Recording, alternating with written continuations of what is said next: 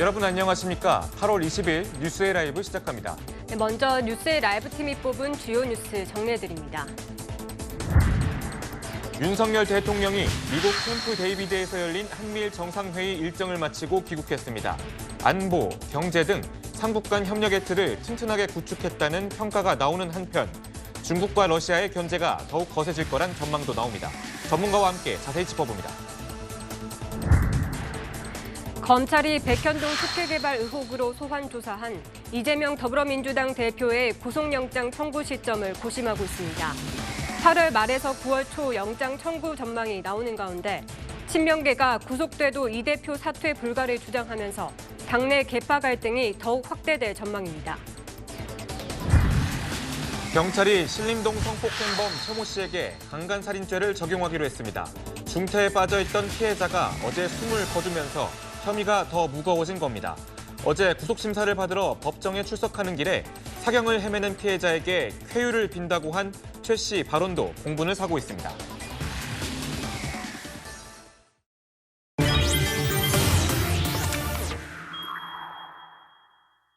네, 뉴스 분석 함께 할 네 분 소개하겠습니다. 서정욱 변호사, 구자홍 동아일보 신동아팀 차장 나오셨습니다. 서용주 민주당 상근 부대변인, 조환범 통일연구원 수석연구위원 함께합니다. 어서 오세요. 네, 한국과 미국, 일본 정상이 미국 대통령 별장인 캠프 데이비드에서 만났습니다. 세 나라 정상은 새로운 협력을 강조했는데요. 먼저 관련 영상 보고 오시죠. 오늘 우리 세 정상은 새 시대를 향한 삼국 간 협력의 의지와 가능성을 확인하였습니다. This is a new era in partnership between Japan and the Republic of Korea and the United States.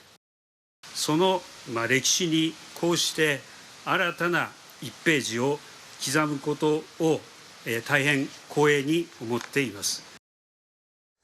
네, 한미일 정상회의가 이렇게 따로 별도로 열린 것은 이번이 처음인데요. 세 정상의 캠프 데이비드 만남, 왜 지금 이 시기인지, 그리고 조한범 연구원님, 그리고 국제사회에 이 회의가 가지는 메시지라고 할까요? 뭐라고 좀 보는지요? 이제 좀 그림을 좀 크게 봐야 돼요. 그러니까 탈냉전 이후에 세계 질서 변화의 한 이제 계기라고 보는 거고요. 지금 세 개가 중요합니다. 하나는 신글로벌 시대, 네. 그다음에 신안보 시대, 신경제 시대, 이 세 개의 지형을 봐야 되는데요. 냉전 체제 때는 대서양 시대였죠, 유럽.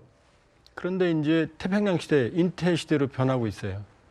오바마 시대부터 아시아 중시했다가 트럼프 때 인텔을 바뀌었죠. 네. 그게 신글로벌입니다. 신안보는 그렇다고 해서 안보가 안전해졌느냐. 우크라이나 전쟁, 대만, 그다음에 한반도 이 세 개가 화약고거든요. 그 새로운 안보의 시대예요. 신경제는 이제 첨단 기술, 우주, 사이버, 이게 중요해진 신경제 시대거든요. 이 상황에서 미국은 동맹, 트럼프 때 흐트러졌던 동맹 재건, 네트워크 강화 전략을 추구하고 있고, 근데 아시아에서 이걸 하려니까 나토 같은 게 필요한데 이게 어렵거든요. 네. 아세안, 필리핀, 태국, 미국 동맹은 아세안 영향권이고, 근데 한미는 되는데, 미일도 되는데 한일이 안 됐거든요. 근데 이제 윤석열 정부가 윤석열 이니셔티브를 한일 관계를 뚫으니까 이제 한미일 그림이 그려지는 거죠. 그러니까 역사상 최초로, 근대 이후로 최초로 한미일 협력 구도라는 입구에 들어선 건 확실히 맞고요. 그런 의미에서 의미는 상당히 크다 이렇게 볼 수 있어요. 알겠습니다. 이 전 세계 삼국 정상의 특별한 우정을 과시한 7시간을 보여줬다, 이런 평가도 나오고 있는데요. 먼저 보고 얘기 나눠보겠습니다. Welcome, welcome, welcome. 아이고, 대통령님 진짜 보고 싶었습니다. I missed you. If I seem like I'm happy, it's because I am. This has been a great, great meeting. 네, 차장님 지금 네. 보시면은 바이든 대통령이 직접 영접도 나왔고 또 이 약식 한미 회담 전에 두 사람이 산책도 하면서 또 친교를 나눴다고 하는데 보시면 아시겠지만 굉장히 바이든 대통령이 적극적인 모습이거든요. 네. 이 미국이 이 한미일 협력을 강하게 추진하는 이유는 뭐라고 보십니까? 네. 일단 뭐 미국의 이제 국익을 지키는데 또는 국제 질서가 재편되는 과정에 한국과 일본의 역할이 굉장히 중요해졌기 때문이다. 뭐 이렇게 볼 수 있을 것 같습니다. 그건 이제 공식적으로 그런 것이고요. 이번 그 윤석열 대통령의 캠프 데이비드 방문의 경우에는 4월에 백악관에 국빈 방문을 했습니다. 그러니까 우리도 일반적으로 이 뭐 친교를 하거나 어떤 그 사회생활을 할 때 가까운 사람 그리고 꼭 필요한 사람은 뭐 자기가 일하는 공간으로 초대하기도 하지 않습니까? 그런데 더 친한 사람은 어떻습니까? 사무실로 초대하는 것뿐만 아니라 자기 집으로 초대해서 식사를 함께 하거나 이런 환대를 하지 않습니까?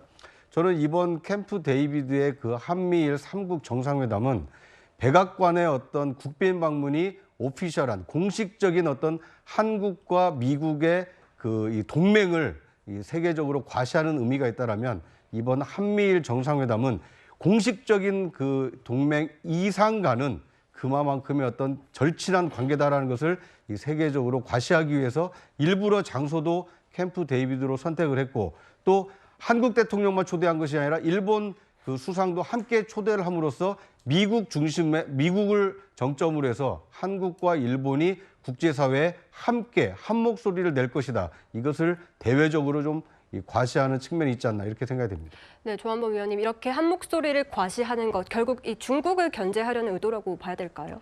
큰 그림에서 보면은 이제 우리 입장에서는 북핵이죠. 그러나 미국이 인도태평양을 강조하는 이유는 인도태평양 공간이 중요해진 이유는 중국 때문입니다. 그러니까 중국이 G2의 위상으로 신형 대국 관계라고 해서 군사 대국화를 추구하고 있고 힘에 의한 현상 변경, 남중국해, 양안, 또 국제 글로벌 경제에서 근데 이제 트럼프 정부 때 그걸 견제하기 위해서 트럼프 정부는 단독으로 중국하고 한번 해봤거든요. 인파이팅이죠. 그런데 이제 그게 별로 효과가 없고 미국이 힘이 드니까 이제 네트워킹을 강조하는 겁니다. 그러니까 아웃복싱이죠. 그러니까는 바이든 정부는 아웃복싱이다. 동맹과의 연대를 강화해서 힘을 덜 들이면서 중국을 견제하는 목적이 있는 거고 이 그림에 이제 한일이 참여하는 겁니다. 우리 입장에서는 북핵 문제라고 하는 가장 심각한 위협에 한미동맹이 절대로 중요하고 또 하나는 과거와 다르게 한국은 이제 글로벌 세계 국가로 위상을 정립했거든요. 그럼 외교안보의 영역이 넓어져야 됩니다. 한반도를 넘어서. 여기에 이제 미국의 인태전략, 세계전략과 우리의 이제 한국형 세계전략의 접점을 찾은 게 이제 한미동맹 강화한 거고 여기에 이제 미국의 딜레마는 미싱링크가 한일이었는데 한일 문제를 윤석열 정부가 돌파구를 이제 마련하니까 한미리라는 그림이 그려지면서 사실은 잠재적으로 북핵이라는 우리에서는 북핵 문제라는 대상이 있지만 또 넓게 보면은 크게 보면 이제 중국이라는 일종의 전선이 형성이 되는 거죠. 네. 네, 알겠습니다. 새나라 정상은 한미일 정상회의를 이렇게 매년 한 차례 이상 정례화하기로 합의했습니다. 먼저 영상 보고 이야기 나누겠습니다. Meet together on the leader level annually and to have all our relative cabinet member people meet on a regular basis from this point on. Not just this year, not next year, forever. That's the intention. 다음에는 한국에서 우리 세 정상이 다시 만날 수 있기를 기대합니다. 네, 윤석열 대통령 그 말을 들어보니까 다음 회의 장소로 우리나라를 좀 언급을 했습니다. 이제 뭐 매년 한 차례 이상 정례화된다는 게 좀 의미가 있을 것 같은데요. 뭐 변호사님 어떻게 보셨는지요? 저는 근데 이번에 그 캠프 데이비드 있잖아요. 이걸 이게 좀 크게 역사적으로 봐야 됩니다. 해방 이후에 우리나라에 저는 외교안보에 3대 사건이 있었다. 3대 사건. 첫째가 이제 그 이승만 대통령이 미국하고 한미 상호 방위 조약 있잖아요. 네. 이게 우리 대한민국의 발전에 엄청나게 우리가 안보 프리라이더 무임승차할 수 있는 엄청나게 중요한 동맹입니다. 그게 첫째 사건이고 그다음에 두 번째 사건이 65년에 박정희 대통령이 일본하고 이제 국교를 정상화한 이게 바로 두 번째 사건이에요. 그런데 문제는 한미 동맹이 있고 한일 정상화가 있는데 이게 이제 한미일이 엮이게 되잖아요. 근데 여기 약한 골이 일본이 있는 거죠. 이게 바로 북한이 말한 각권 이론입니다. 각권 이론. 결국에 한미일이 한 덩어리가 안 되게 약한 골이 일본을 잘라내야 된다. 이런 게 북한의 전략인데 이걸 이게 극복해낸 그래서 이번에 한미일이 하나로 뭉치는 이게 바로 세 번째 사건이다. 따라서 이거를 크게 역사적으로 보면 저는 이제 53년에 한미 상호 방위 조약, 65년에 한일 국교 정상화와 더불어서 한미일 완전히 협의체가 완성이 되는 이런 게 우리 외교 역사상 획기적인 사건이다. 이 전과 후로 나눌 수 있을 정도로 엄청난 사건이다. 이렇게 봅니다. 네, 뭐 방금 전에 캠프 데이비드의 역사성을 좀 말씀해 주셨는데 그렇다면 윤석열 대통령의 말처럼 우리나라에서 만약 개최를 한다면 좀 어떤 장소가 가장 상징성이 있는 장소로 좀 보이시는지요? 물론 이제 뭐 수도니까 서울이 이제 뭐 당연히 상징성이 있는 거고요. 그리고 이제 최전방으로 간다면 전에 그 트럼프 대통령처럼 판문점도 있을 수 있고 또는 이제 뭐 제주라든지 여러 가지 그거는 이제 고민을 좀 해봐야 되는데 문제는 이렇게 연례적으로 다양화하는 이게 저는 쿼드는 이게 인도가 좀 이게 약한 고리일 수 있거든요. 그 점에서 이게 더 훨씬 이게 구성이 강하다 봅니다. 네, 구정 차장님. 네. 그러니까 저는 만약에 한미일 정상회담이 대한민국에서 열리게 된다라면 뭐 서울도 상징성이 큰 곳이긴 합니다만 오히려 이 임진각이라든지 아니면 이 그 할 수만 있다라면 판문점에서 한미일 3국 정상이 회동을 하는 것도 상당히 큰 의미가 있지 않을까 하는 생각이 듭니다. 그러니까 지금 이 글로벌 뭐 새로운 이 재편 과정에 있다고 하지만 그 가장 지금 첩경, 가장 앞서 있는 곳이 지금 그 한반도고 한반도 중에서도 이 남북 분단을 상징하고 있는 곳이 지금 판문점입니다. 그러니까 이 문제를 앞으로 어떻게 한미일 3국이 헤쳐나갈 것인가. 지금까지와의 어떤 대결 국면을 더 공고히 해서 안보만 튼튼히 할 것인가. 아니면 북한 문제 그리고 북한 뒤에 있는 중국과의 문제를 어떻게 뭐 대화나 아니면 다른 소통 채널을 가동하면서 풀어나갈 것인가. 이거에 대한 이 복합적인 의미를 과시할 수 있는 상징적인 장소이기 때문에 이제 앞으로 이 정부 당국에서 여러 가지 장소를 놓고 고심을 하겠습니다만 세계적으로 주목을 받는 이 장소가 될 가능성이 크기 때문에 임진각 좀 한 발 더 나아간다라면 판문점에서 한미일 3국 정상회담이 열린다라면 이 대한민국의 어떤 높아진 위상에 걸맞고 그리고 가장 모순적인 남북 문제를 어떻게 해결할 것인가에 대한 국제사회의 관심을 이끌어낼 수 있기 때문에 최적의 장소가 될 수 있지 않을까 뭐 이런 생각도 좀 듭니다. 네, 새 정상은 이번 회의에서 3가지 문건을 채택했습니다. 하나씩 보시면요. 첫 번째는 캠프 데이비드 원칙입니다. 이 3국 협력의 원칙을 담은 것인데 이 인도태평양 지역에서의 세계 평화와 번영을 위한 협력을 강화하는 것이고 특히 경제 규범, 비확산 등 이 전체적으로 협력의 범위가 넓어졌다 이런 얘기가 나오고 있습니다. 그리고 이번 회의의 공동 성명, 그러니까 결과를 담은 이 캠프 데이비드 정신도 채택을 했는데 이 공동 비전을 담았고 또 이제 구체적인 협의체를 여러 창설하기로 합의를 했습니다. 그리고 3국 간의 연합훈련을 강화하기로 했는데요. 또 가장 중요하다고 지금 얘기가 나오는 것이 이 3자 협의에 대한 공약이라는 문건입니다. 이 지역 내 안보 위협이 생기면 이 대응을 신속히 협의한다는 약속이 문서화된 건데요. 먼저 듣고 얘기 나눠보겠습니다. Bringing our trilateral defense cooperation to unprecedented levels. That means we'll have a hotline to share information and coordinate our responses whenever there is a crisis in the region or affecting any one of our countries. 네, 그러니까 일각에서는 이 공동 군사 대응까지 염두에 둔 것 아니냐 이런 해석도 나오고 있는데 사실 대통령실은 의무는 아니다라고 선을 긋고 있습니다. 조한보 의원님, 지금 미국 대통령의 말을 봐도 일단 대응을 조정할 수 있는 한라인을 갖게 된다 이 정도로 말을 하긴 했어요. 어느 정도 의무에 대해서는 선을 그은 것으로 보이긴 하거든요. 동맹은 전혀 아니죠.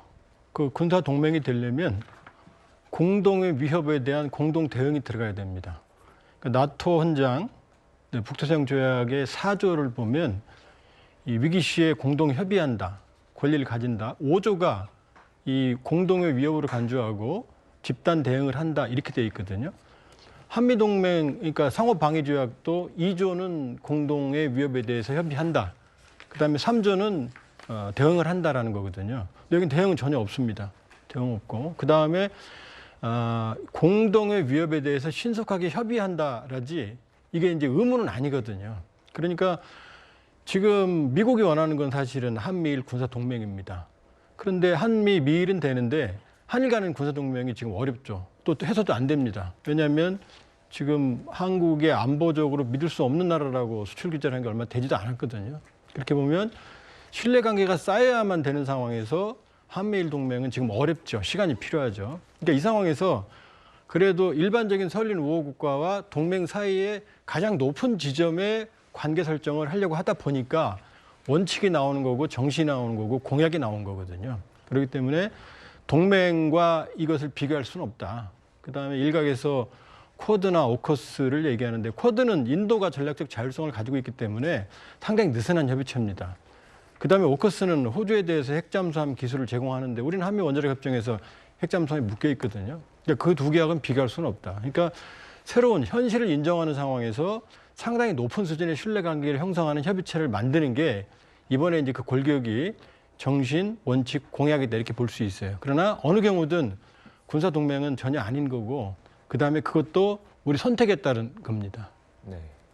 네, 그런데요. 지금 방어를 하기로 약속한 것이다. 이 점 때문에 전문가분들은 사실 동맹이 아니라고 설명을 많이 하시는데 민주당에서는 계속 동맹 수준으로 한일 관계를 엮은 것 아니냐 이렇게 주장을 하시는 분들이 많은 것 같아요. 이거 뭐 따지고 보면 준동맹이라고 할 수 있죠. 그러니까 동맹이라고 했을 때는 뭐 이제 한미 동맹은 이미 돼 있지 않습니까? 규정화 돼 있고 그다음에서 저는 이상하게 이 좀 아쉬운 부분들이 한미일이라는 국제적인 정세가 신냉전으로 가는 것까지 이해를 합니다. 그리고 윤석열 대통령께서 미국의 뜻대로 어느 정도 따라갈 수밖에 없는 상황도 인정을 해요. 그래서 한미일이 자주 만나서 뭔가 공고히 하는 부분까지는 인정하나 과연 대한민국 국익은 무엇을 챙기려고 갔는지 여기에 대해서 의문인 것이지요. 그러니까 군사동맹에 준하는 이런 선언적 의미의 협약체를 만들었다고 했을 때 미국은 중국을 견제할 수 있는 어떤 방위 협력체를 하니까 미국은 국익을 챙겨요. 일본은 일본대로 본인들이 어떤 평화헌법에 무력화라든지 본인들이 또 어떤 군사적인 부분들을 챙기는 거, 경제적인 부분은 챙기는 데 있어서의 미일 간의 어떤 외교적인 실리를 챙겨요. 그러면 대한민국은 무엇을 지금 챙길 수 있을까요? 뭐 일본 좋은 일만 시키고 미국 좋은 일만 시키고 그러면 우리 대한민국은 무슨 좋은 일이 있을까요? 북한과의 어떤 그 핵에 대한 무장에 대한 위협에서 우리가 미국에 더 큰 지원을 받을 수 있다? 그건 이미 다 돼 있습니다. 그리고 정보 체계 일본하고 하지 않아도요. 미일 간에 이미 정보 체계를 가지고 한국이 주게끔 돼 있어요. 그러면은 대한민국은 이번 한미일 공조 체제를 통해서 뭘 얻을 수 있죠? 결국에는 얻는 거는 지금 밝히고 있지 못하고 있어요. 더 나쁜 것들은 뭐냐면 북중러만 더 이 공조 체계가 더 강화되면서 한반도의 긴장만 더 가질 수 있고 경제적으로 리스크만 높아졌다라는 측면에서는 저는 대통령실에서 이번에 캠프 데이비드의 안보 부분에 있어서 어떤 그 정상 간의 사적인 교류는 높아질 수는 있으나 과연 대한민국의 국익에 무엇이 도움이 되는지 말하자면 인플레 감축법, 반도체법 하나도 뭐 가져온 게 없잖아요. 미국에서. 저는 그런 부분에 있어서는 좀 아쉬운 부분이 크다라고 좀 말씀드리고 싶습니다. 네, 한미일 정상들이 회담 직후에 오찬을 하고 있을 때 중국에서 이제 한국에 관해서 이런 외교의 행보에 대해서 이런 입장을 보였습니다. 한국이 가장 먼저 안보 압박을 받을 것이다. 연구위원님, 그러니까 뭐 한미일 체제가 공고히 되는 만큼 북중러의 체제도 공고해질 거다, 견제가 더 심해질 거다 이런 게 있는데 좀 앞으로 전망 어떻게 보시는지요? 이제 뉴노멀 시대가 올 거예요. 그러니까 과거의 냉전 체제는 아니지만 한미일 대 북중러라는 뉴노멀, 특히 북러 뉴노멀. 그러니까 북중 관계가 북한 외교 관계의 90에서 95거든요, 경제 외교에. 근데 러시아는 1, 5도 안 됐어요. 근데 우크라이나 전쟁 때문에 북한의 전략적 중요성이 아주 커졌어요. 우크라이나 전쟁에서 러시아가 필요로 하는 탄약과 군수품을 보급할 나라가 북한밖에 없어요. 네. 또 하나 휴전으로 가더라도 지역 재건을 위해서 러시아가 노동자가 필요한데 북한 노동자밖에 없거든요. 그러니까 북러 관계는 급속히 강화될 겁니다. 그렇기 때문에 윤석열 정부는 전략적 명확성의 외교를 하고 있거든요. 미국과 중국 사이에서. 문재인 정부는 전략적 모호성의 외교였죠. 그러니까 전략적 명확성의 외교는 글로벌 불확실성 시대에 상당히 유용한 측면이 있습니다. 그러나 여기서 오는 경직성이 발생을 하거든요. 그러면 한중 관계, 한러 관계, 그다음에 남북 관계를 관리해야 되거든요. 기시다 총리 같은 경우도 시진핑 만난다고 그랬고 러시아 중요한 나라라고 그랬고 김정은과도 조건 없이 만난다고 그랬거든요. 바이든 정부 역시 마찬가지예요. 김정은 정부가 조건 없이 만나겠다는 입장이거든요. 그러니까 전략적 명확성의 외교에서 오는 경직성을 얼마나 완화하는 과제가 남아있고 또 하나는 이제 샴페인을 산 거지 터트리는 단계는 아니에요. 네. 왜냐하면 한일 관계 입구를 형성했지 아직 주례밭이 많거든요. 네. 그러니까 일본이 신뢰성 있는 조치를 취해주지 않으면 사실은 이 한미일 새로운 협의체의 안정성이 지속 가능성이 좀 약할 수밖에 없어요. 알겠습니다. 지금 일본에서는 또 이 오염수 방류 시점을 판단해야 할 최종 단계에 이르렀다 이런 얘기까지 나오고 있는 상황이거든요. 그래서 아무래도 윤 대통령 입장에서는 이 한일 관계에 대해서 국내 정치적으로는 부담을 느낄 수밖에 없을 텐데 그럼에도 불구하고 이번 한미일 협력을 통해서 얻고자 했던 것 뭐라고 생각하십니까? 네. 일단 지금 그 북핵과 미사일 위협에 대해서 대한민국만으로는 지금 지켜내기 어려운 것 아니냐 이런 우려가 있는 것도 사실입니다. 이제 그런 안보 또는 국방 외교에 대한 어떤 불안감을 불식시키는데 한미일 삼각 협력체를 견고히 함으로써 그런 안보 불안감은 좀 어느 정도 해소시킬 수 있는 이 토대는 마련이 됐다 이렇게 볼 수 있을 것 같고요. 네. 다만 이제 앞으로 남아 있는 대중관계 또는 대북 관계, 한반도 이 평화 관리를 어떻게 해나갈 것이냐라는 이 숙제가 남아 있는 겁니다. 그러니까 가장 최악을 막을 수 있는 최선까지는 아니지만 최상의 이 선택지가 한미일 삼각 협력 체제였다라면 앞으로 남아 있는 대중관계, 이 대북 관계를 어떻게 풀어나가느냐 이것이 이제 윤석열 정부에게 남아 있는 과제다 이렇게 볼 수 있을 것 같습니다. 저 잠깐 좀 시간을 좀 주시면 두 가지만 말씀드리고 싶은 게. 첫 번째 그 한미일 좋습니다. 공조 체제를 강화하는 거 좋은데 짧게 할게요. 왜냐하면 그 한일 관계에 있어서 누구 마음대로 과거사를 털어주죠? 일본은 지금 과거사를 반성하지 않잖아요. 근데 누구 마음이죠? 윤석열 대통령 마음입니까? 그건 아니잖아요. 두 번째, 전 대한민국이 한반도의 운명을 한국이 결정해야지 미국과 일본에 맡겨놓습니까? 미국과 일본은 이미 북한하고도 대화를 하겠다고 열어놨는데 대한민국은요 거기에 대해서 이런 방법이 없습니다. 이런 외교 정책을 하는 부분이 불안할 수밖에 없다. 저는 그런 말씀 좀 드리고 싶고요. 저는 이 두 가지 부분들을 한미일의 이번에 캠프 데이비드 저는 잘했다고 봅니다. 하지만 이 두 가지 부분들도 채워나가지 않으면 이게 좀 빚을 발할 수가 있다. 저는 그런 좀 조언을 드리고 싶습니다. 알겠습니다. 지금까지 한미일 정상회의의 성과와 그리고 앞으로의 숙제까지 저희가 살펴봤습니다. 네, 다음은 미담을 전해드리는 소식이죠. 이 뉴스 좋아라 코너 보고 오시겠습니다.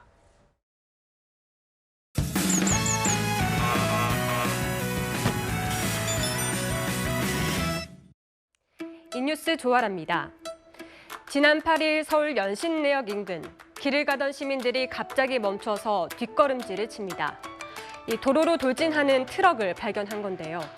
이때 경찰관이 급하게 트럭이 앞으로 나가는 걸 막아서고 그래도 힘에 부치자 진행 방향을 틀어봅니다. 이 덕분에 트럭은 공사장 가림막을 들이받고 멈춰 섰는데요.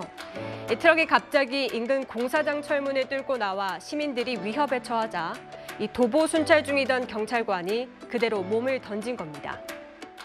판단할 시간조차 없었고 제복을 입은 경찰 공무원으로서 몸이 먼저 반응했던 것 같습니다.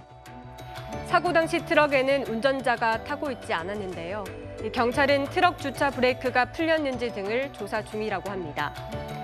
대규모 인명피해로 이어질 수 있는 아찔한 상황이었지만 내 안전보다 시민의 안전을 먼저 살핀 경찰관의 살신 성인이 여러 생명을 구했습니다. 지금까지 이 뉴스 조아랍니다.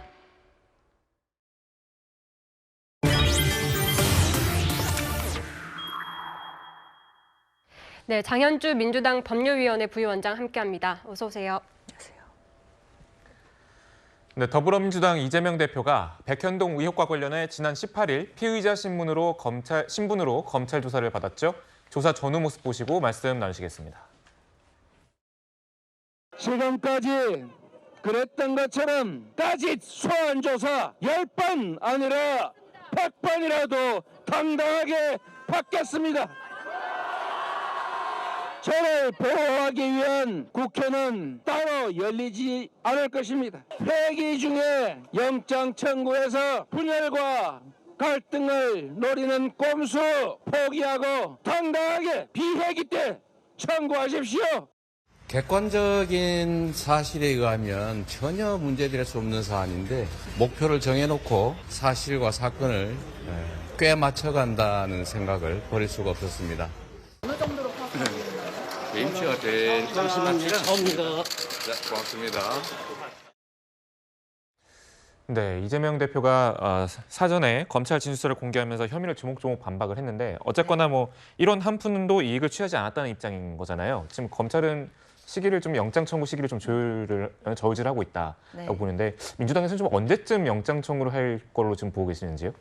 사실 민주당 입장에서는 영장 청구를 이제 고민하지 말고 얼른 하라는 취지입니다. 왜냐하면 백현동 특혜 의혹과 관련해서는 검찰이 의심하는 것이 배임 혐의인 것인데 17일에 이미 검찰 소환을 마쳤습니다. 야당 대표에 대해서 소환을 마쳤고 그 이후에도 검찰은 혐의 입증을 자신한다라는 식의 입장들이 나오고 있는 상황이거든요. 증거가 차고 넘치고 혐의 입증이 자신이 있다면 영장 청구를 못할 이유가 없지 않겠습니까? 그렇기 때문에 민주당 입장에서는 8월에 비회기 기간을 만들 테니 그때 영장을 보내라는 겁니다. 그런데 만약에 9월까지 본회의 기간까지 그 영장 청구를 뒤로 넘기겠다는 건 결국 쌍방울 대북 송금 의혹과 병합을 한다든지 여러 가지 정치적인 고려를 통해 영장 시기를 저울질하겠다는 것인데 사실 민주당 입장에서는 검찰이 수사를 하라 이 요청을 하고 있는 것입니다. 백현동 특혜 의혹과 관련해서 영장 청구에 대해서 자신이 있다면 지금이라도 영장 청구를 하지 못할 이유가 없는데 그것을 굳이 9월까지 넘어갈 이유가 무엇이 있겠느냐라는 물음인 것이고요. 그렇기 때문에 백현동 특혜 의혹에 대해서는 이미 야당 대표에 대해 소환 절차도 마쳤고 증거가 차고 넘친다라고 한다면 8월 내에 영장 청구를 못할 이유는 없지 않나라는 생각이 듭니다. 네, 말씀하신 대로 지금 민주당은 국회 비회기 기간에 영장을 청구하라 이렇게 얘기하고 있는데 사실 잘 아시겠지만 이 과거만 해도 이 민주당이 공휴일에 임시 국회를 소집하면서까지 이 회기에 틈을 주지 않으려고 했었단 말이에요. 그런데 갑자기 입장이 이렇게 바뀐 이유는 뭡니까? 아마 이제 그 표결을 하는 게 부담스러운 거예요. 왜냐하면 이게 부결이 돼버리면 또 이게 방탄으로 이게 국민의 비난이 겁나고 만약에 가결돼 버리면 오히려 이제 정치적으로도 탄핵이 되지만 사법부에서 발부될 가능성이 높아지잖아요. 네. 이 어느 경우도 이게 부담스러우니까 비회기 중에 해라 이렇게 주장하는데 저도 이게 제가 법조인이지만 어느 피의자 피고인이 자기 수사 시점을 요구합니까? 제가 보기에 딱 2명이 있더라고요. 송영길 대표하고 이재명 대표예요. 송영길 대표도 이게 검찰 가서 빨리 수사해라. 이재명 대표도 이게 빨리 비회기 중에 쳐라. 아니 피의자가 왜 이렇게 말이 많아요? 그거는 수사는 이게 검찰의 시간표에 따라 검찰에서 알아서 하는 거예요. 본인이 언제 해라 마라 이렇게 요구하는 게 특권의식이다.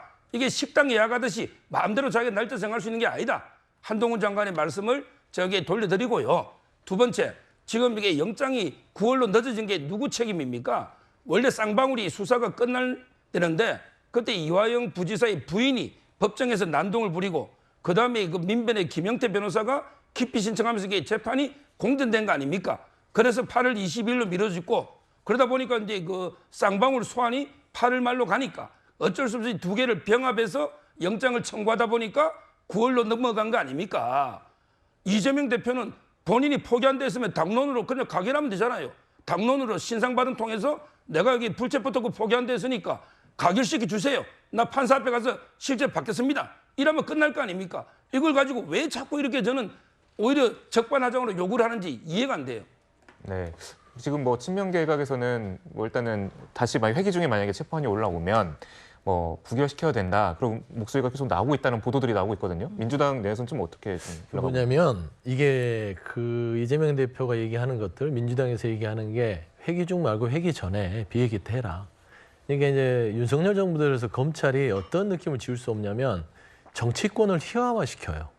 그러니까 불체포 특권 이런 부분을 가지고 당신들 특권을 누리고 있잖아 하면서 국민들한테 뭔가를 정치적 의도로 가지고 하지 않냐라는 이야기를 하는 겁니다. 이미 이재명 대표는 본인이 영장실질심사 받겠다. 불체포 특권 포기하겠다 했어요. 그런데 이거를 검찰이 그냥 이 비회기 중에 치면 굳이 입법부가 어쩔 수 없습니다. 포기를 했다 하더라도 헌법상에 불체포 특권이 있기 때문에 회기에서 부결 가결을 결정해야 됩니다.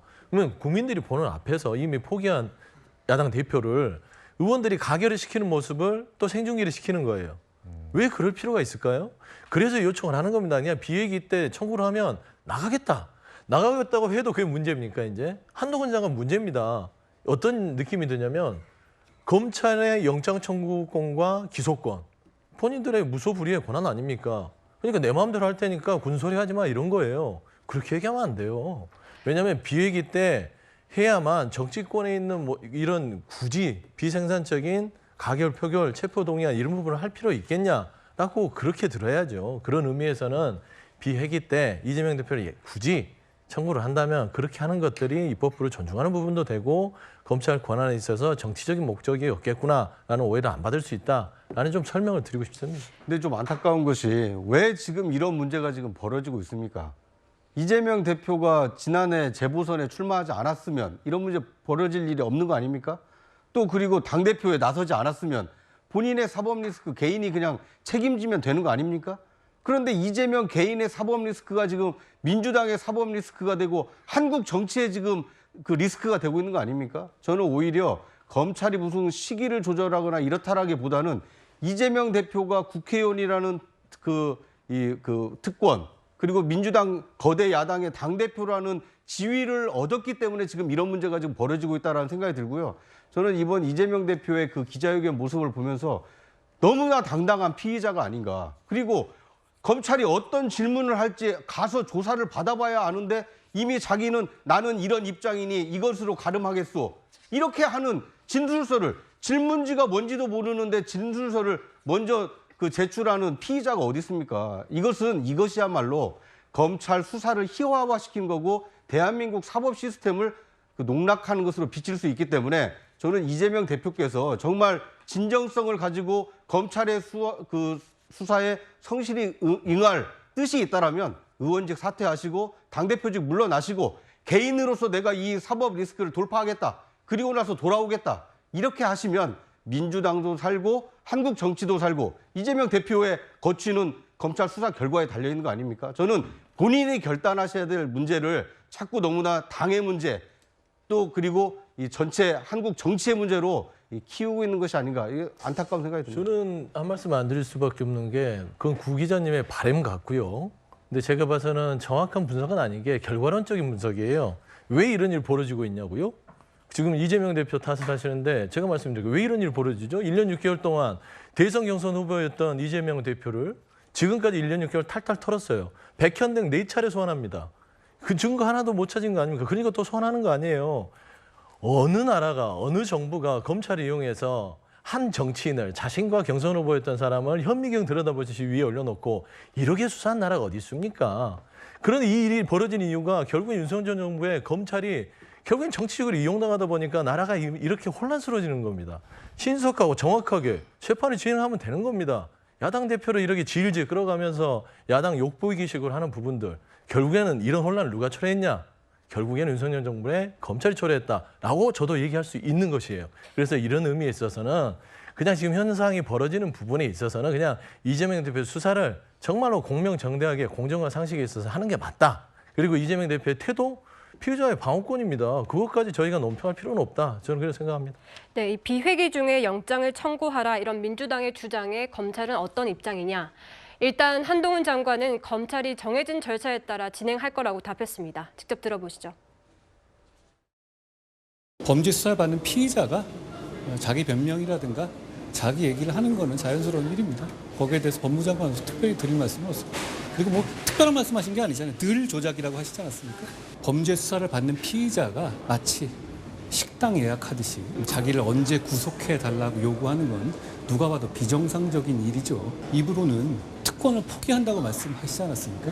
그런데 희한한 특별 대접 요구가 참 많으신 것 같습니다. 네, 사실 민주당에서는 검찰도 정무적 판단을 하고 있다 이렇게 주장을 하고 있는데 일각에서는 이런 분석도 있습니다. 그러니까 지금 어쨌든 야당 대표를 바로 영장실질심사를 받게 하는 건 검찰도 부담을 느낄 수밖에 없다 이런 주장도 있는데 어떻게 생각하십니까? 뭐 저는 이제 검찰이 그런 부담을 느낄 이유도 없고요. 안 느낀다 봐요. 네. 검찰은 이제 검찰의 수사 상황 진척도에 따라서 그대로 이게 시간표에 따라 청구하고 있는 거죠. 굳이 무리하게 비얘기를 맞추기 위해서 쌍방울이 지금 수사도 아직 안 됐는데 소환도 네. 비얘기 할 수는 없는 거 아니에요. 네. 그런데 그게 또 비얘기 맞추려면 내년에 할 수도 없는 거 아닙니까? 따라서 저는 검찰에게 원칙대로 법과 원칙대로 증거와 팩트 가르친 대로 간다 이렇게 보이고요. 여기서 중요한 게 이재명 대표 발언 중에 본인이 그 시지푸스에 비유했거든요. 네. 이거는 상당히 적확한 비유로 봅니다. 왜냐하면 이게 시지푸스가요. 아무 죄도 없이 무한한 형벌을 받는 게 아니에요. 시지푸스는 신들을 속이고 거짓말을 잘하고 이래서 응당한 인과응보로 벌을 영원한 형벌을 받고 있는 거죠. 저는 이재명 대표도 똑같다 봐요. 이번에 백현동이 끝이 아닙니다. 결국 백현동 끝나면 쌍방울의 대북 송금이 있고 이게 끝나면 정자동의 판교 힐튼 호텔이 있고 본인이 지은 죄만큼은 시지푸스처럼 영원히 저는 재판이나 수사 또 이게 유죄가 되면 처벌되게 받아야 된다. 이렇게 저는 오히려 시지푸스 비유가 상당히 그 본인의 운명을 예측한 이런 게 비유가 아닌가 이래 보입니다. 네, 지금 현재 어쨌거나 구속영장 청구의 그 시기를 가지고 정치권에서 이제 옥신각신한 것도 있지만 당내에서 이런 얘기도 나온다고 합니다.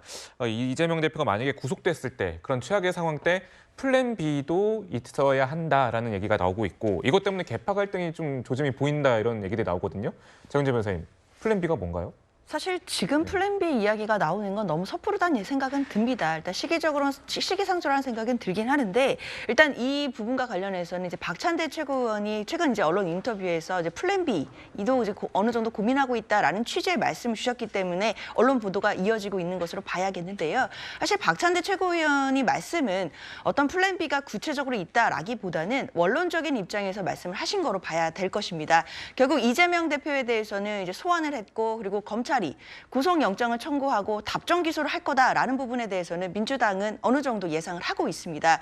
그렇기 때문에 그 이후의 일련의 과정에 대해서 당이 전략적으로 어떻게 대처할 것인지에 대해서는 지도부뿐만 아니라 모든 당의 구성원들이 어느 정도의 공감대 있는 고민 형성들이 있습니다. 그런 과정에서 앞으로 어떤 식으로 당이 전략적인 선택들을 해나가야 중도층인 계신 국민들께도 더 호소할 수 있고 내년 총선에서도 더 유리한 고지를 점할 수 있을지에 대한 많은 고민들이 있는데요. 그 고민 중에 일환이라고 봐야겠고 아직은 영장 청구 시기를 지금 저울질하는 단계이기 때문에 영장 청구가 되지도 않은 상황에서 뭐 플랜 B 이야기를 하는 것은 저는 시기상조다라고 생각을 합니다. 그 플랜 B라는 게 뭐 정리를 해보면은 이재명 대표가 만약 구속되더라도 당대표직을 유지를 하는 그런 거잖아요. 서영주 변호사님께 좀 여쭤볼게요.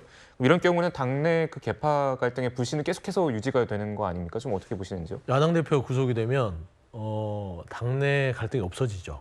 없어질 예정이다. 왜냐하면 이건 헌정사상 있을 수 없는 일이죠. 현 정부가 경쟁 후보를 1년 6개월간의 집요하게 수사를 해서 구속을 감옥에 넣습니다. 이건 야당 대표를 인신구속을 시키는 거예요. 그러면 여야 간에 당내에서 비명, 친명 싸우겠습니까? 이거는 야당 대표에 대한 탄압에 대해서 똘똘 뭉쳐서 야당이 더 말하자면 하나의 기회를 삼는 것이죠. 네. 대정부에 대해서요. 그런데 이런 일이 비극입니다. 저는 이제 앞서서도 얘기했지만 지금 이재명 대표의 탓을 하는 분들은 그렇게 할 수 있어요. 뭐 털어서 먼지 안 나는 사람이 없겠냐 하지만 뭐 그럼에도 불구하고 여러 가지 고발 사건들이 많이 있으니 탓을 할 수도 있지만 좀 해도 너무한다는 생각은 좀 들어요. 근데 이게 구속까지 가서 야당 대표가 감옥에서 있는다. 이거는 정말 불행한 일 아니겠습니까? 그런 의미에서 비명 친명 간에 플랜 B에 대해서 생각하기보다는 야당이 하나로 똘똘 뭉쳐서 이 정부는 안 되겠구나. 야당을 탄압하는 정말 무도한 독재 정권이 되겠구나라고 목소리를 낼 수밖에 없기 때문에 저는 그 갈등의 불씨가 더 생기지는 않을 것이다 이렇게 보고 있습니다. 네, 참 그런데 이 대표 사법 리스크 끊이지가 않고 있는데 이 대표 의혹과 관련된 것 중에 배우자 김혜경 씨의 법카 유용 의혹이 있습니다. 그런데 이 법카 유용의 중심은 이 대표 배우자가 아닌 이 대표라는 주장이 제기됐습니다. 이 과거 공익 제보자 A 씨가 공개한 녹취 먼저 듣고 이야기 나눠보겠습니다. 안심이 였다면 안 되면 안심하고 중심하고 섞어서 해달라고. 12만 원 넘는다고 하면 그래도 시켜요? 12만 원 지달라고. 근데 저기 사모님 진짜 양 많으신 거 같아요. 드시는 거 보면. 11만원을 아드님들이 드시나? 나는 개인적으로 희생충이 있다고 생각해요. 밑에 사는 희생충이 있는 것 같아요. 네, 최근 제기된 주장들을 보면요. 지금 월급을 쓸 일이 없을 정도였다. 이 주변에서 선거를 치를 때마다 자산이 줄어야 하는데 이재명은 줄지를 않아 이런 말이 듣기도 했다라고 얘기를 했습니다. 일방적인 주장이긴 합니다만 지금 김혜경 수사는 아직도 진행 중인데요. 이 관련자들의 재판은 지금 어떻게 진행이 되고 있습니까? 지금 이제 그 공직선거법 시효가 6개월밖에 안 돼요. 그래서 이제 그 배모 씨 있잖아요. 이분을 이게 먼저 한 건으로 기소를 한 겁니다. 네. 그러면 이제 그 공범에 대해서는 공소시효가 중단이 돼 버려요. 따라서 이제 그 일단 배모 씨만 이제 그 기소한 다음에 김혜경 씨하고요. 그다음에 이재명 대표도 피의자로 적시가 돼 있어요. 압수수색이 129군데 있었는데요. 거기 금액이 압수수색 금액이 5억 5천만 원입니다. 5억 5천만 원. 거기 피의자는 이재명, 김혜경, 배모 씨 3명 돼 있고요. 저는 이 사건이 터질 때부터 주범은 이재명이다. 이걸 제가 일관되게 주장했어요. 왜 그러냐면 이게 국고 손실죄는요. 회계 책임자만 되는데 이재명 대표가 당시에 경기도지사가 회계 책임자입니다. 회계 책임자 없이는 국고 손실이 안 돼요. 근데 문제는 법인카드 우리 앵커님들도 쓰는지 모르지만 기업체도 이게 법인카드 주잖아요. 네. 그럼 이게 돈이 법인카드를 쓰려면 여러 개 부처의 돈을 끌어와야 됩니다. 그렇잖아요. 한 6, 7개 부처 돈을 끌어오고 법인카드를 몇십만 원 쓰면 어느 사람하고 어떻게 먹었다 내역을 적어야 되잖아요. 그럼 이게 예를 들어 어느 부서에서 누구하고 협의를 했다. 이게 다 사기입니다. 이게 허위거예요. 허위. 이렇게 여러 부처의 돈을 끌어와서 허위의 자료를 만들어서 법인카드를 쓰는데 이걸 이재명 지사가 모른다? 이게 말이 됩니까?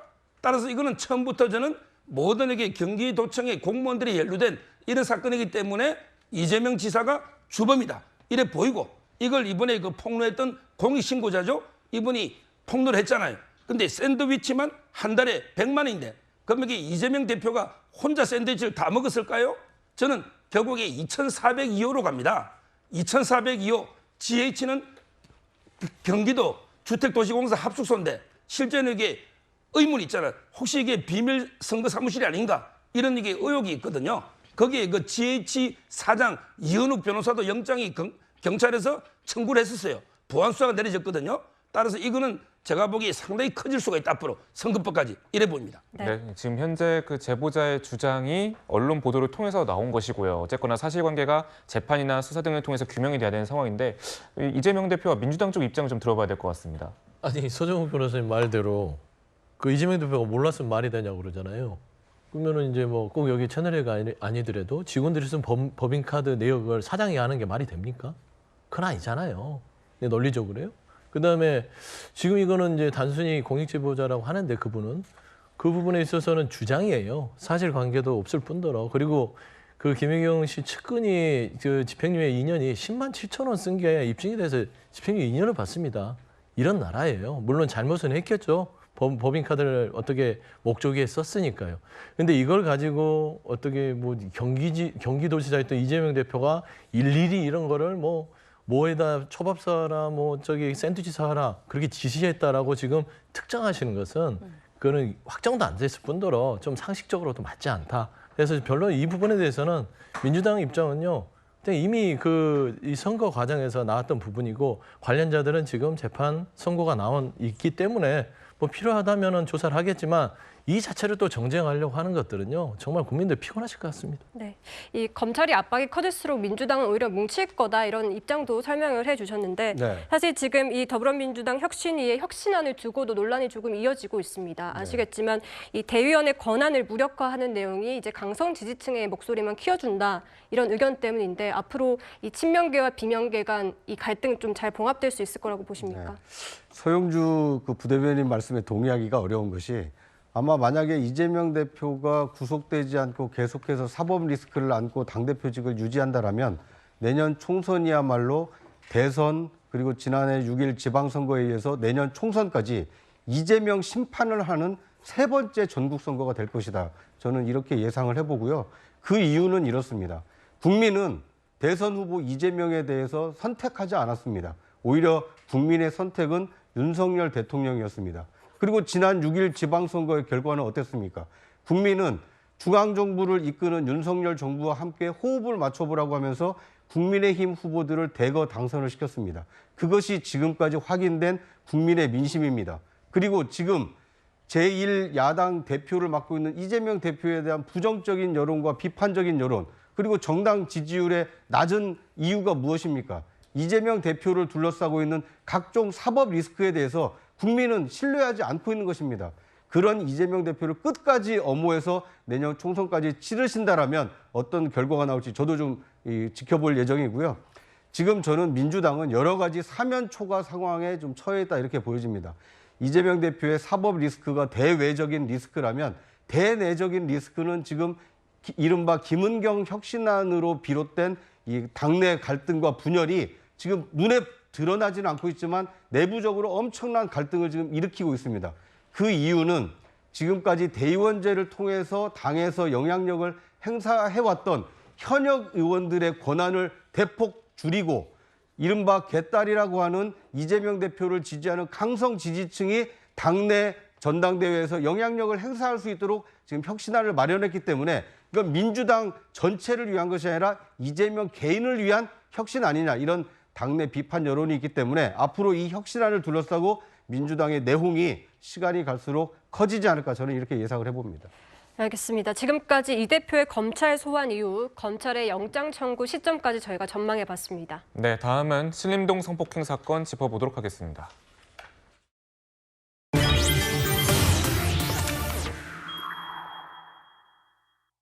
네, 신림동 등산로 성폭행 사건의 피의자 최모 씨가 범행 이틀 만에 구속됐습니다. 피의자가 구속된 날 안타깝게도 피해자가 결국 사망했습니다. 피의자는 피해자에게 죄송하다며 빠른 쾌유를 빈다며 뻔뻔한 대답을 내놓아 공분을 샀습니다. 영상 보고 오시죠.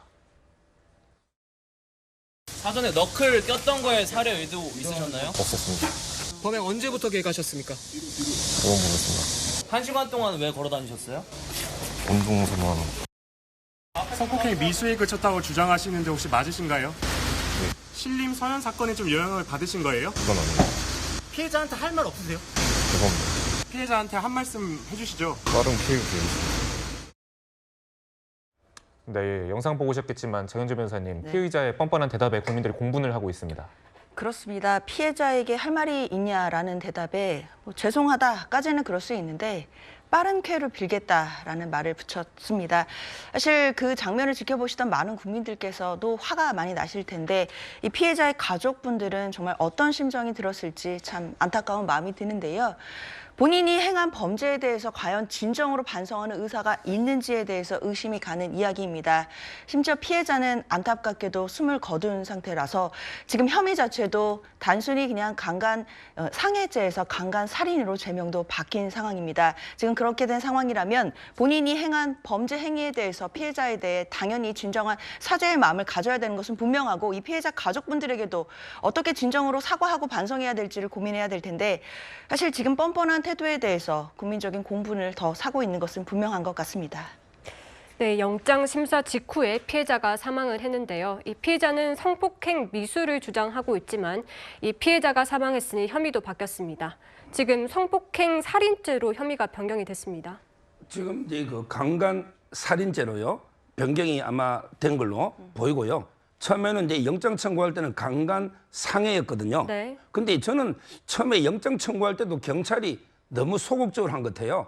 처음에 영장 청구할 때 물론 이제 사망은 안 됐지만 강간 살인 미수로 이렇게 기소를 해서 영장을 청구했어야 되거든요. 네. 상해가 아니고 네. 살인 미수로. 근데 이번에 물론 이제 불행하게 돌아가시다 보니까 이제 강간 살인으로 됐는데 일부에서는 이제 강간 치사가 아니냐 또 이런 주장도 있는데 이건 말이 안 되는 게 강간 치사는 이제 그 결과적 가중범위라서 고의에다가 과실입니다. 실수로 죽으면 강간 치사가 되는 거예요. 이거는 형량이 낮아요. 근데 강간 살인은 결합범으로 고의입니다. 강간하고 살인까지 고의. 이게 강간 살인은 형량이에요. 사형하고 무기징역밖에 없어요. 네. 이게 맞죠. 이게 과실로 실수로 사망이 이런 게 아니잖아요. 따라서 이거는 처음부터 저는 강간 살인 미수를 했어야 되고 그다음에 변경은 강간 살인으로 바꿨어야 되는데 좀 이게 경찰이 소극적으로 이게 자꾸 제명을 적는다 이래 보입니다. 그런데 지금 피의자가 계속해서 자신은 살인할 의도가 없었고 성폭행을 하려고 했는데 미수에 그친 것이다라고 주장을 하고 있는데 이런 진술을 이렇게 인정해 줄 수 있는 겁니까? 그건 말도 안 되는 이게 주장이고요. 강간 살인에서 이게 강간은 기수 미수가 중요한 게 아니에요. 네. 살인이 중요한 겁니다. 뒤에 게. 따라서 강간이 미수라도 살인이 되면 네. 그건 이제 강간 살인의 기수가 되는 거예요. 네. 근데 문제는요. 이게 살인의 고의가 없다? 이게 얼마나 이게 뻔뻔한 말도 안 되는 이게 변명입니까? 제가 본 사건 중에 이렇게 치밀하게 사전에 준비한 걸 저는 본 적이 없어요.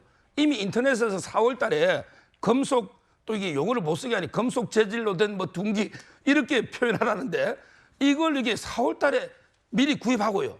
더 이게 저는 뻔뻔한 게 CCTV가 없다는 걸 본인이 알잖아요. 이걸 이게 다 치밀하게 사전에 모의해서 이런 이게 거의 둥기로 폭행을 했는데 이게 살인 고의가 없었다? 말도 안 되는 이런 이게 변명입니다.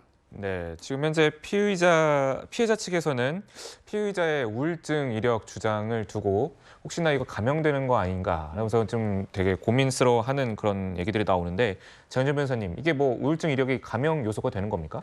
사실 지금 상황에서는 감형의 여지가 없다라고 봐야 될 것 같습니다. 물론 앞으로 수사 과정을 거치고 기소가 돼서 재판 과정에서의 과정들을 쭉 다 지켜봐야겠지만 현재로 봤을 때는 이 우울증 이력만으로는 심신미약 감형을 또는 감형을 주장하기는 어려워 보이는데요. 네. 왜냐하면 너무나도 계획 범죄의 정황이 뚜렷하기 때문입니다. 이 흉기 자체를 4개월 전에 구입을 한 것이고 그리고 피해자를 물색하는 과정에서 CCTV가 없는 사각지대로 노렸다는 점을 미루어 본다면 사실상 굉장히 온전한 정신 상태에서 계획 범죄를 했을 정황이 뚜렷한 상황입니다. 그렇다고 한다면 심신미약 감형을 주장하기는 어려운 상황인 것 같고 만약에 주장을 한다 하더라도 재판부에서 받아들여지지는 않을 것으로 보입니다. 네, 이 피의자는 범행을 계획한 건 아니라고 주장하고 있지만 이 계획 범죄 가능성이 드러나는 모습이 CCTV에 포착됐습니다. 직접 보시죠.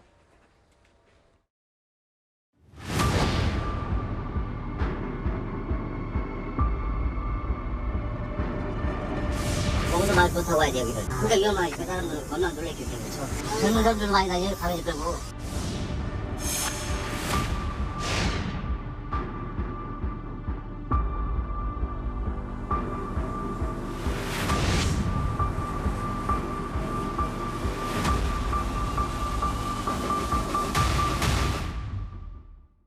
네, 지금 모습은 이 범행 직전에 차 뒤에서 계속 기웃대면서 이 범행 장소를 좀 물색한 것으로 보이거든요. 네. 계획 범죄라고 봐야 될까요, 이 부분도? 저는 CCTV 모습만 보더라도 저 최모 씨가 이 범행을 계획하고 의도적으로 지금 저렇게 그 주변을 살핀 것이 아닌가 하는 생각이 듭니다.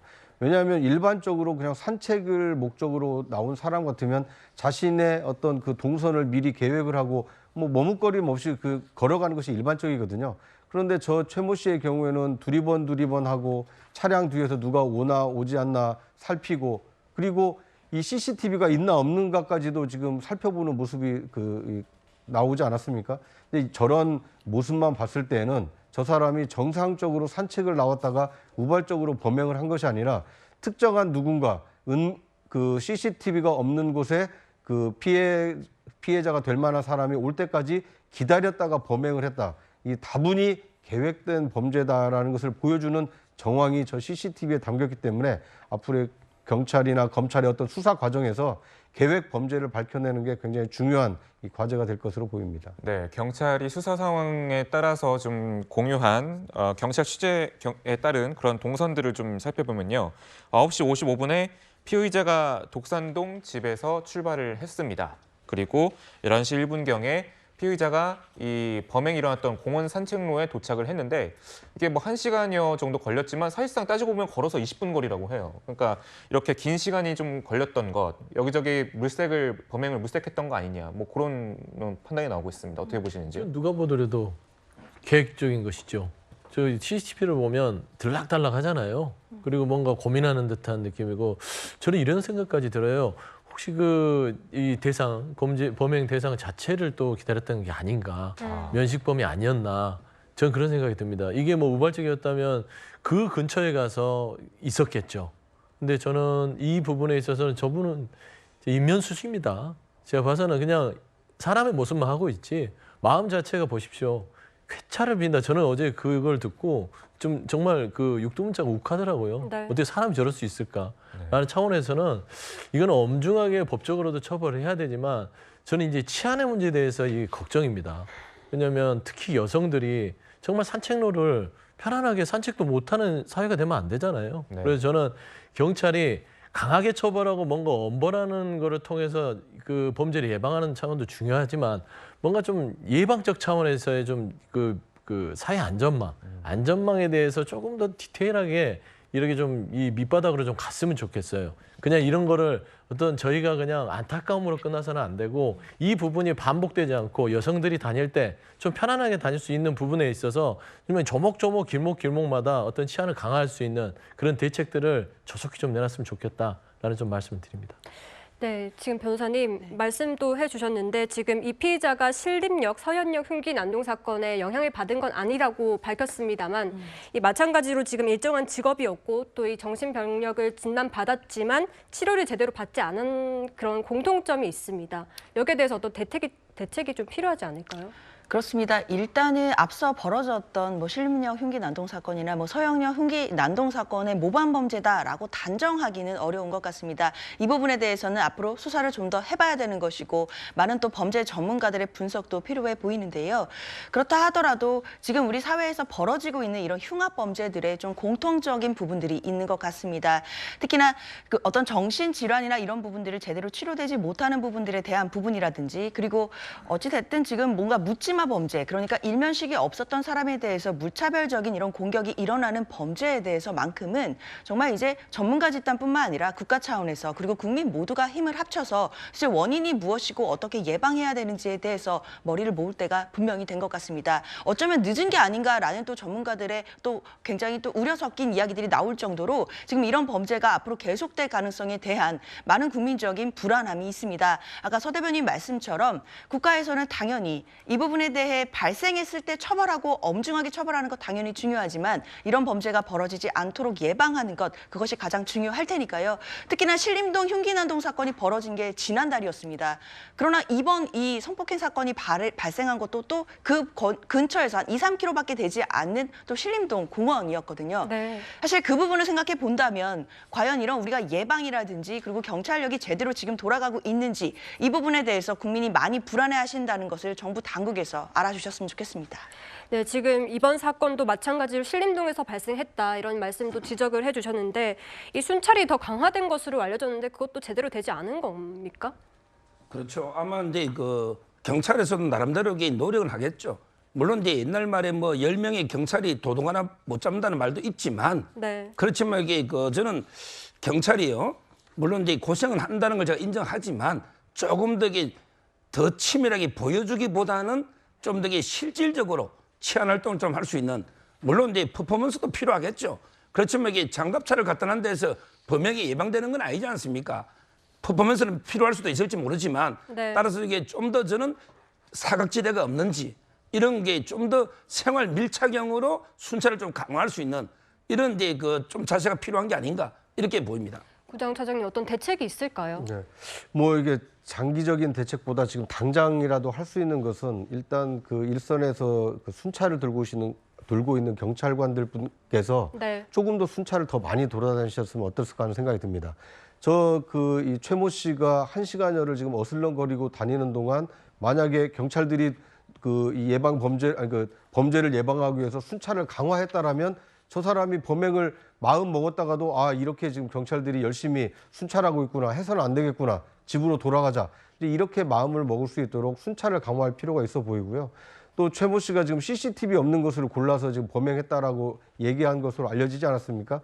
저는 우발적 범죄가 일어날 수 있는 이런 그 사각지대에 놓여 있는 곳에는 CCTV를 좀 추가로 설치를 해서 범죄 예방을 위한 이 시설을 좀 구비할 필요가 있어 보이고요.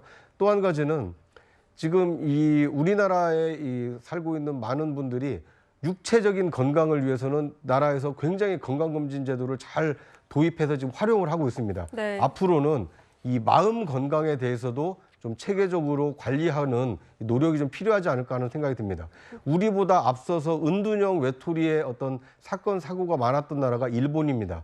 일본의 경우에는 범국가적 차원에서 이 관심 시민을 좀 이렇게 추려서 특별히 좀 관리를 해왔다라고 합니다. 그러니까 국가적인 차원, 사회적인 차원 또는 지역사회에서 이 사람은 좀 배려가 필요하다. 이렇게 해서 그 은둔형 외톨이를 좀 줄여나가려고 하는 노력이 있었고 그것이 한 10여 년 지나면서 은둔형 외톨이 범죄가 좀 줄었다라는 얘기를 들었는데요. 우리나라의 경우는 지금 최근에 충격적인 사건이 너무 많아서 많은 국민들이 좀 놀라고 있는데요.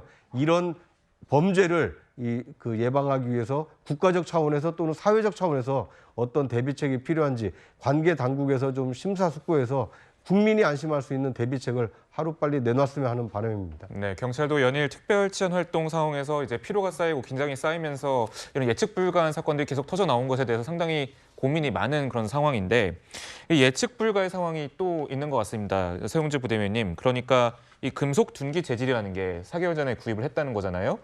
근데 기존에는 호신용품으로 좀 알려져 있었는데 이게 바로 이 사건에 쓰였던 거 아닙니까? 그러니까 말입니다. 이게 이제 해외에서는 엄격히 규제를 하고 있고요. 이게 손가락에 끼는 금속 재질 둔기인데요. 저는 인터넷에 찾아보니까 쉽게 사더라고요. 네. 가격도 뭐 4,000원에서 뭐 1, 2만 원 아주 저렴해서 저는 우려스러운 게 이런 아주 안 좋은 사건을 또 이렇게 보고 누가 모방범죄를 한다든지 특히나 좀 어린 아이들이 이걸 보고 나서 이걸 장난으로라도 구입해서 누구를 이렇게 가격한다든지 이러면 좀 이게 또 사건이 커질 수 있잖아요. 네. 이런 부분에 있어서 좀 시급하게 제도적으로 좀 보완할 부분은 보완하고요. 저는 이 둔기 재질에 있어서 너무나 이제 이뿐만 아니라 인터넷을 통해서 여러 가지 좀 이 범행 도구들, 좀 흉악범들이 사용할 수 있는 것들이 거래되는 것들도 좀 경찰 쪽에서 사이버 팀에서 좀 관리할 수 있는 그런 장치도 좀 마련했으면 좋겠다. 좀 그런 말씀드립니다. 네. 그러니까 저는 입법으로 지금 빨리 보완을 해야 될 것이 저 호신용품이 아닌가 생각이 듭니다. 호신용품이라는 용어 때문에 굉장히 좋은 제품 또는 긍정적인 제품이라는 느낌을 주지만 미국이나 그 호주 다른 나라에서는 저 소지 자체가 지금 불법이라는 거 아닙니까? 우리나라 입법부에서도 저런 흉기로 돌변할 수 있는 이 제품의 경우에는 허가받은 자 또는 필요한 사람 외에는 소지하지 못하도록 이 입법 또 법과 제도로 좀 정비를 할 필요가 있지 않나 하는 생각이 듭니다. 네, 장현주 변호사님, 어제 또 낮 서울 지하철 2호선에서 이 세부치를 휘두른 난동 사건이 발생을 했습니다. 뭐 모방 범죄인지는 드러나지 않았습니다만 이런 사건이 계속 발생하면서 이 시민들이 불안을 호소하자 이 보안관을 투입하겠다 이렇게 얘기를 했는데 좀 시민 불안이 잠재워질 수 있을까요? 참 무서운 일이 많이 일어나는 것 같아요. 자, 어제 낮이었는데 낮 시간이라고 한다면 우리가 상대적으로 좀 안전하다라고 느끼는 시간대고 특히나 지하철이라고 한다면 사람들이 많이 이용하는 곳이기 때문에 상대적으로 또 치안이 잘 되어 있다라고 생각되는 곳인데 그런 일상의 생활 곳에서 또다시 이제 어떤 금속 세부치를 이제 흔들어서 결국에는 찰과상을 입히는 그런 또 사고가 발생을 했습니다. 2호선 홍대 입구역에서 합정역 방향으로 가던 열차 아니라고 한다면 사람들이 저렇게 보시는 것처럼 많이 있는 상황이었고요. 50대 남성이 열쇠고리 끝에 이제 세부치를 달고 다니면서 휘둘러서 2명이 부상하는 상황이었습니다. 경찰이 신고를 받고 빨리 와서 제압을 하긴 했지만 당시에 국민들이 받으신 또 충격은 또 엄청 날 것 같은데요. 그렇기 때문에 서울교통공사에서는 이제 보안관 55명을 투입을 해서 전동차에 2인 1조로 탑승을 시킨다고 합니다. 탑승시켜서 계속해서 순찰을 돌면서 어떤 그 열차 내에서 뭔가 좀 안 좋은 행위를 하는 사람들이 없는지를 순찰하겠다는 것인데요. 이렇게 순찰을 강화하는 것도 분명히 국민적인 불안감을 낮출 수 있는 부분이 되기 때문에 이런 것을 포함해서 어떻게든 이런 범죄를 예방할 수 있는 순찰 강화라든지 경계 근무를 강화하는 것 계속해서 늘려나가야 될 것 같습니다. 알겠습니다. 사건, 사고 소식까지 살펴봤습니다. 오늘 뉴스의 라이브 픽은 여기까지입니다. 네, 다음으로 제가 이번 주 꼭 챙겨봐야 할 뉴스를 직접 소개해드리겠습니다.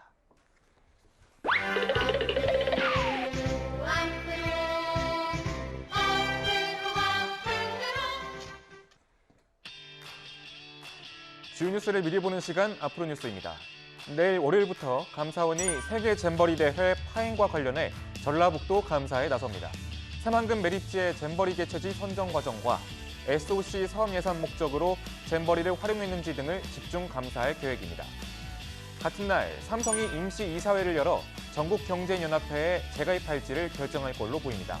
국정농단 사태로 정경련을 탈퇴한 지 6년 만입니다. 앞서 삼성준법감시위원회는 정경련에 복귀해도 정경유착이 발생하면 즉시 탈퇴해야 한다고 권고했습니다. 화요일엔 기시다 일본 총리가 강요 회의에서 후쿠시마 오염수 해양 방류 시기를 확정할 전망입니다. 방류 개시 시점은 8월 말에서 9월 초 사이가 유력하다는 관측이 나오고 있습니다. 수요일 오후 2시에는 전국에서 동시에 공습 대비 민방위 훈련이 열립니다.